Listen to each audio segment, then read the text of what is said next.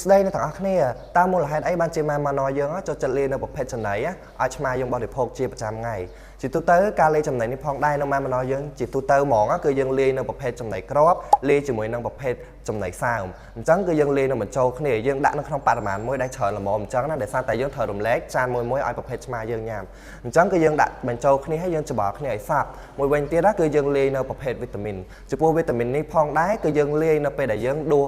ចំណីដាក់នៅក្នុងចានអញ្ចឹងគឺយើងមើលដែរថាប្រភេទចានណាសម្រាប់ឆ្មាធំប្រភេទចានណាសម្រាប់ឆ្មាតូចអញ្ចឹងគឺយើងលេងវីតាមីនទៅតាមប្រភេទឆ្មានៅដូចគ្នាឧទាហរណ៍ថាបើសិនជាយើងយកចាននេះឲ្យឆ្មាធំគឺយើងលេងនៅវីតាមីនចំនួន1គ្រាប់ហើយចំពោះដែលឆ្មាតូចគឺយើងលេងតែកន្លះគ្រាប់ទេ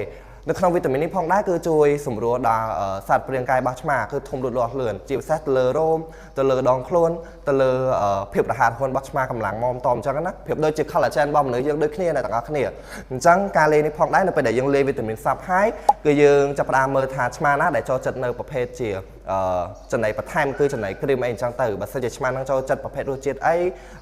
ឬក៏សន្តានបែបណាគឺយើងត្រូវតែលេងបន្ថែមបន្តិចនៅលើចំណីនោះដូចគ្នាដើម្បីជួយឲ្យឆ្មាយើងហ្នឹងពេលដែលឃើញមានគ្រីមដែលគាត់ចូលចិត្តគឺគាត់ញ៉ាំនៅចំណីផ្នែកខាងក្រោមគឺអស់យកតែម្ដង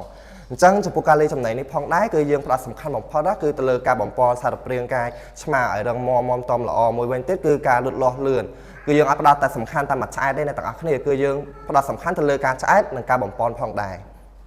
អញ្ចឹងបើសិនជាបងចង់ដឹងនៅការលេងចំណីការលេងអាហារផ្សេងៗរបស់ប្រភេទឆ្មាគឺបងអាច comment នៅខាងក្រោមវីដេអូនេះបាន